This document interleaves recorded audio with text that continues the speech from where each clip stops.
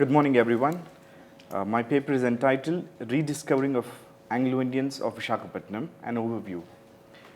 Visakhapatnam has been, in fact, there are certain facts that I just want to share. It is equidistant between Madras and Calcutta. And there were more than like 200 plus families of Anglo-Indians, and with the passage of time and migrations and post-independence with regard to employment opportunities, people moved to other parts of India and abroad, in particular, again, Kolkata and Chennai. So I'm happy here to be at the second International Conference on Anglo-Indian Studies, and I would also like to add here that I was a student at St. Aloysius Anglo-Indian Boys High School in Visakhapatnam, which was established in 1847. And I'm not a Catholic nor a Christian, I'm a Hindu, but most Hindu families in Andhra, or probably the well-to-do families, prefer to send their kids into Anglo-Indian families. In fact, I personally did not stay in any of the Anglo-Indian family, but I have friends who have stayed in Anglo-Indian families because we were expected to pick up the etiquette, habits, etc., so that in future, in whatever jobs we get into, we will be able to conduct ourselves better, be it in India or be it abroad. So we were basically sent like that. And in particular, the boarding school, we were encouraged to speak to mostly the Anglo-Indian kids in English so that we would better ourselves in English. Today, I am an assistant professor of English. And I feel that the city of Vizag was never represented properly, and I thought this is an occasion for me to speak about my wonderful city, Vizag. And just to give you a brief understanding, because I'm sure most people might have heard of the place Vizag. According to history, the city was named after the god of valor, Vishaka.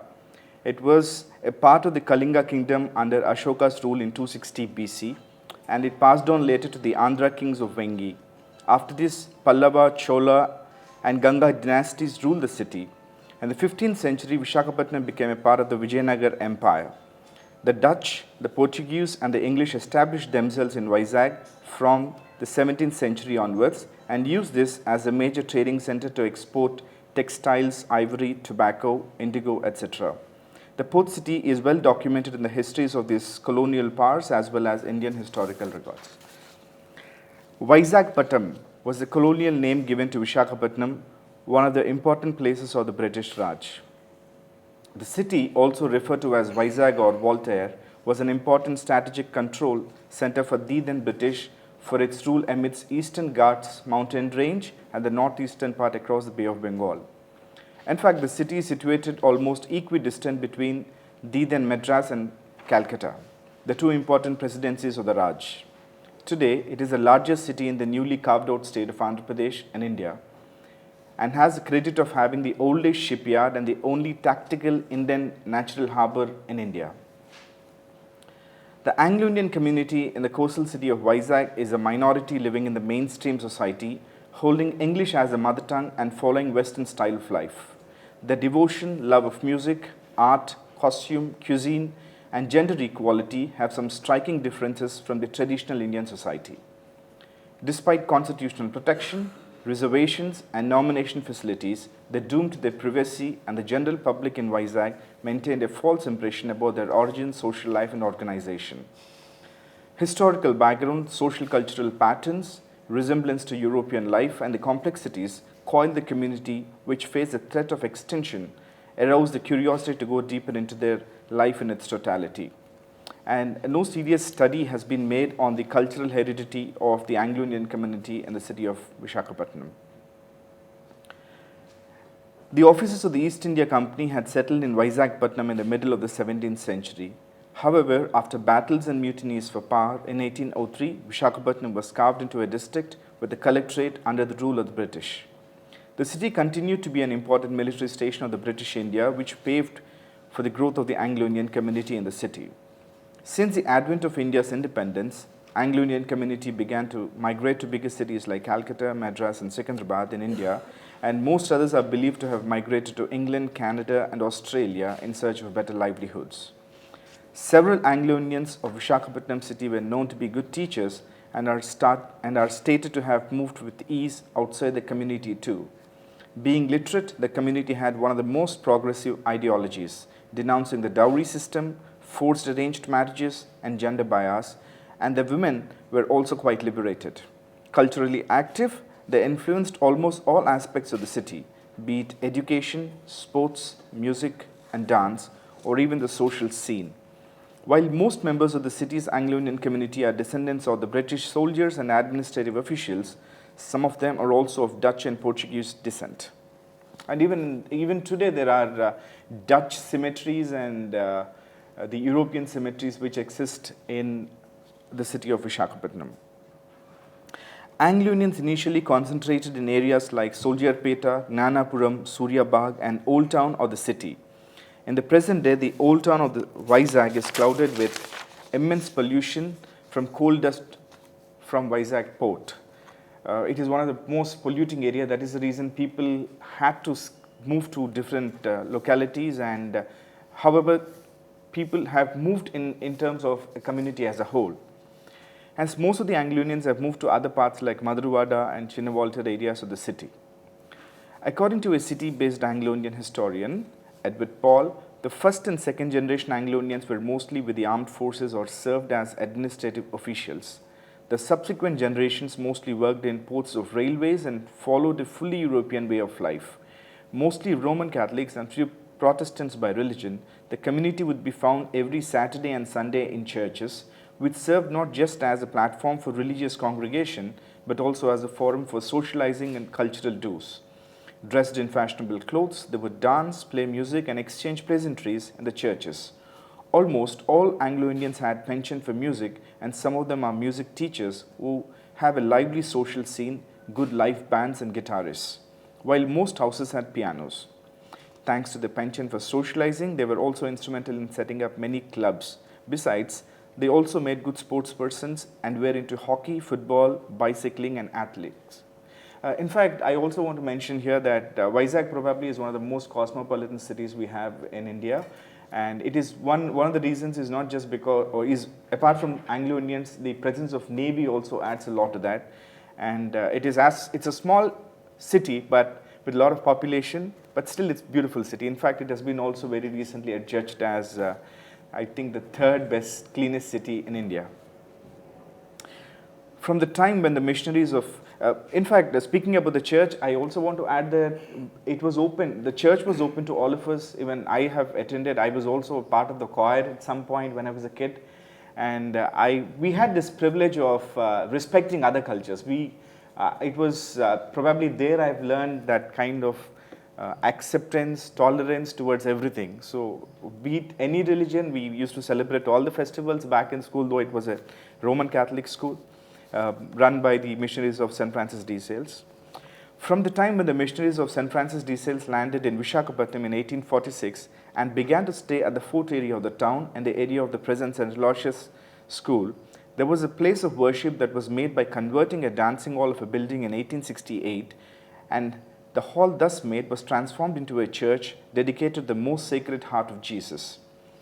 The new church was supposed to be exclusively for the Anglo-Indians, who were numerous in those days. Only in 1965, Sacred Heart Church was officially erected as parish. By an agreement made in 1935 between Father Commerson, Superior General of the MSFS, and Bishop Peter Rosselin of Visakhapatnam, the Sacred Hearts Parish was entrusted to the MSFS for its administration. Another agreement made in 1949 between Father A. Grorod, the Superior General of the MSFS, and Bishop J. Bott of Visakhapatnam ratified the former agreement, and thus Sacred Heart Church continued to be administered by the missionaries of St. Francis de Sales for the Anglo-Indians. In fact, back in school days, we were all trained in such a way that post-schooling from St. Aloysius, we were sent to Loyola. Preferably, it was at one point Loyola, Chennai, because the town or the city of Vijayawada was also similarly developed on the lines of Chennai. And even most films which are shot in Chennai are remade like as if they have been shot in Vizag. So there are such similarities between Andhra and Chennai, because this was all under the Madras presidency. There is this Sacred Heart Church, which exclusively caters. There are a couple of churches which I'm going to speak of the old ones. The first one is the Sacred Heart Church, which is in the locality called Soldier Pit, and this exclusively caters to the Anglo-Indians. And any wedding that takes place between the Anglo-Indians is only celebrated there. If it is between an Anglo-Indian and somebody outside, it is never celebrated there. So that is one unique feature of the church. There is another church which is the St. Joseph's Parish. In particular, churches form an important role in the lives of Anglo-Indians because it helps them to socialize, because they are a minority community living, and when people meet at churches, it is a wonderful occasion for people to interact, know one another, know relatives, probably. Some Anglo-Indians are also scattered in small towns of Andhra like Rajamandri, which is been now renamed as Rajamahendravaram. There is a significant contribution, and also in places like Kakinada. There is another port town called Kakinada in Andhra, where there are Anglo-Indian families who are much minority. And in fact, probably because love of the land, the elders have not really left the place. And some kids have gone abroad or gone to bigger cities. And speaking of the St. Joseph's Parish, the early part of the history of St. Joseph's Parish, which is which is known as the Voltaire Railway Station Parish, was interwound with that of Nanapuram. With the establishment of East Coast Railways, a big railway station was built in Voltaire, as there were a good number of Catholic railway employees. Bishop John Mary Clerk felt the need of having a church for them. 10 acres of land adjacent to the station was acquired in 1992 to build a church, a convent and a school. The present church and the old St. Joseph's Convent were constructed by Brother Nicholas Page. The church was blessed by Bishop Clerk on 3rd December 1903. It was meant as a chapel for St. Joseph's Sisters and for the use of the English-speaking community. It was erected as a parish in 1956 exclusively for the Anglo-Indian community and non-Telugu Catholics of the locality.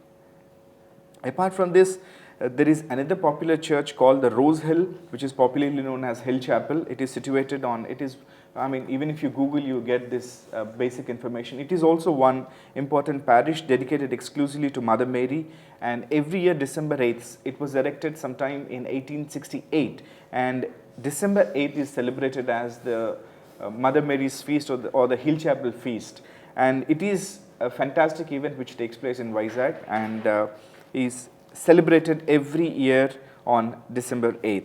And one of the major contributions apart from religion, the other contribution was towards education, and saw them instrumental in setting up of many English medium schools. And as I've already told,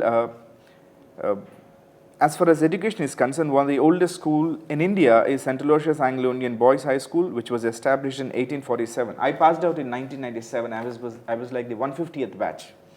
So 150th batch and we also had students coming all the way from Calcutta, like places like Tangray. Some of the Chinese families, they used to send their kids into these boarding schools. I don't know why they never wanted them to be in Calcutta. They used to send them all the way to Vizag and study there. And even eminent people like Nobel laureate Sir C.V. Raman was an alumnus of this school. And Wikipedia gives you this information, Sir C.V. Raman. And Sir C.V. Raman's father used to work at one of the oldest colleges there called Mrs. Avian College. And since that entire part used to come under Madras Presidency, and it is like comfortable for traveling. So when his father worked there, Sir C.V. Raman happened to study. And this school was exclusively like reserved for the elite kind of people. Even today, I recently moved to University of Hyderabad, but wherever I speak to some of the elderly people that I am from St. Aloysius, they look at me, oh, you're from St. Aloysius, like a kind of an awe, because it was a school which gave us our identity and a lot of pride. Aubrey Hoyle, a former teacher at St. Aloysius High School, recalled that life was enjoyable those days, with studies in the school being very exciting and the character of the school being cosmopolitan, with students from different parts of India enriching friendship and life. We have mostly people from Odisha. Visakhapatnam is close to Odisha. There are a lot of families from Odisha and West Bengal who have settled at Vizag. Apart from this, the St. Joseph's Girls High School, which I spoke a couple of minutes ago, and there is the Fort Catholic Girls School, which cater to mostly to the Anglo-Indians. And most of the Anglo-Indians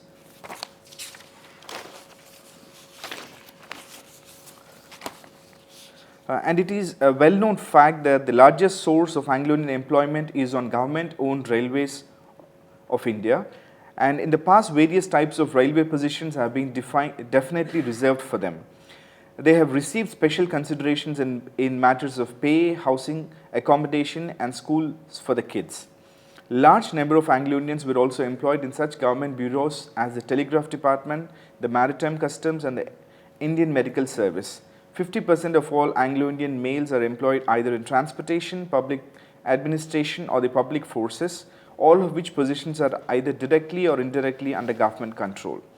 And in addition, a certain percentage were engaged in trade and industry, where they chiefly served as clerks and stenographers in European firms.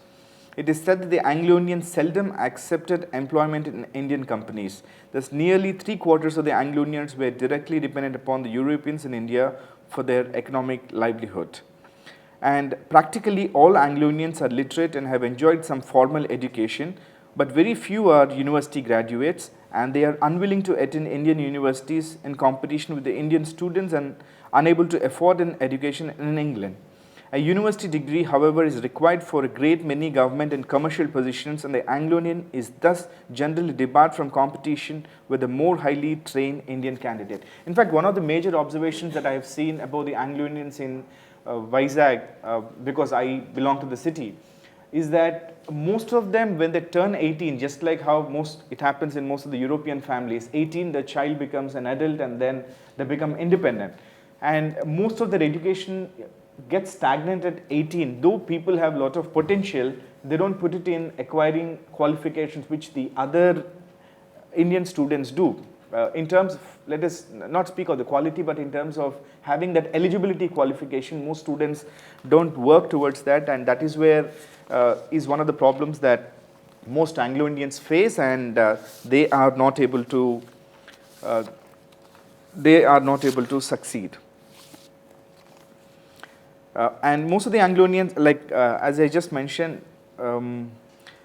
though not too academically inclined, prefer to be financially independent soon after turning 18. Women were mostly into teaching and nursing, while men with the knowledge of English would get clerical jobs or work in the railways, customs, or port workshops, said Robert de Cruz, an old-timer belonging to the community. In fact, whether it is Robert de Cruz or whether it is Aubrey Hoyle, they were all my teachers and retired. They are now retired, and whom I could talk to. And what I am told in particular is that they were mostly into technical jobs, which gave them that kind of specialization, and that is what kept them going good. And coming to the celebrating or the celebrations, during Christmas, the homes and narrow bylanes of the old town, which is exclusively the city of Vizag at one point was just confined to the old town area, would come alive with decorated stars, Christmas trees, and lamps. Aromas of fresh baked cakes and melodious music would waft from every Anglo-Indian household. With a spurt in migration to Australia, UK, and other countries since the late 1960s and 70s, where there were around 200 plus families in Vizag, today around 100 families, mostly the elderly ones, are left in Vizag with life more about nostalgia for the good old days, while for some it's about waiting for the younger generation's homecoming from abroad during Christmas. And most of the Anglo-Indians, what I was told is that they have moved to even Gulf countries where they work in hotels, especially 5-star hotels, because their sense of receiving customers or guests, the etiquette is very quite refined, and that is why they are respected. Josephine Clements, committee member of the Anglo-Indian Association, Visakhapatnam branch, observes that with the implementation of reservations in education for Anglo-Indians has opened up several opportunities to the community in the new state of Andhra Pradesh. In fact, yesterday Dr. Charles also brought this up. He spoke of the 185 seats that have been allocated in the United Andhra Pradesh, and this included for engineering, medicine, dental, architecture, pharmacy. And tracing the decline of Anglo-Indian race in India, Ms. Clements attributes this to lack of opportunities in education and jobs. Most of the Anglo-Indians migrated to abroad and a few decades ago due to lack of opportunities. In her words, we still have good teachers, but the rest are engaged in ordinary jobs for livelihood. Now that we have reservations in higher education, our children should utilize them fully to become good professionals, unquote. Further, she recalls that the services rendered by the community members in various fields such as Indian Railways, Posts and Telegraphs, medical services, defense services, education and social services. Thank you. Thank you very much.